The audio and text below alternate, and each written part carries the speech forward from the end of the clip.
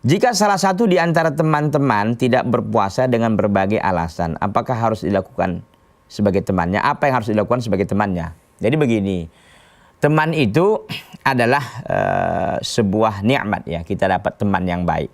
Kata Nabi SAW dalam riwayat Al-Imam Al-Bukhari dan Imam Muslim, "Mathalul jalisi salih wa jalisi su' kahamilil miski wa nafikhil qir."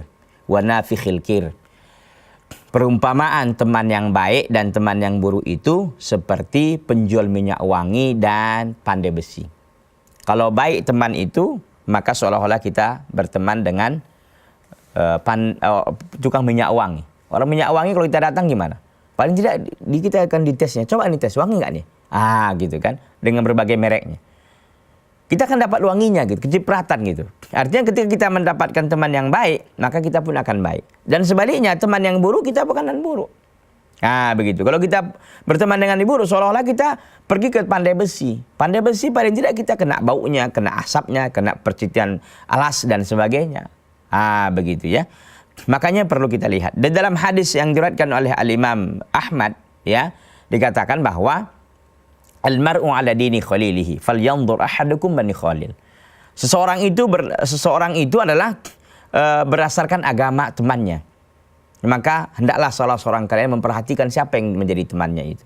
Karena memang teman ini penting ya. Teman ini penting dan harus kita harus kita perhatikan dengan baik. Karena kalau kita salah memilih teman, kita bisa berdampak buruk terhadap diri kita dan keluarga kita tentunya. Maka pilih teman yang baik. Ya, jadi usaha kita menasihati tentunya dan berteman yang memang orang-orang soleh yang kita pilih. Kata Nabi SAW, la tusahib illa mu'minan wa la ya'kul ta'amaka illa taqi. Jangan kau berteman kecuali orang yang mukmin dan jangan memakan makananmu itu kecuali orang-orang yang bertakwa. Begitu. Jadi kita usahakan untuk memilih teman yang baik. Ketika ada teman kita yang kurang baik, kita nasihati. Wa tawassaw bil haqqi wa tawassaw bis sabr. Saling menasehati dengan kebenaran. Kita ajak ini bahwa ini adalah kewajiban kita untuk melaksanakan puasa dan sebagainya. Dan kita nasihati dengan penuh kesabaran agar dalam menjalankan ketakwaan dan ketaatan kepada Allah butuh kesabaran. Makanya kalau kita punya teman yang tidak berpuasa, kita nasihati. Ya, kita berikan pencerahan bahwa kewajiban puasa itu adalah telah diwajibkan oleh Allah dan siapa yang tidak berpuasa tentu akan mendapatkan dosa yang besar.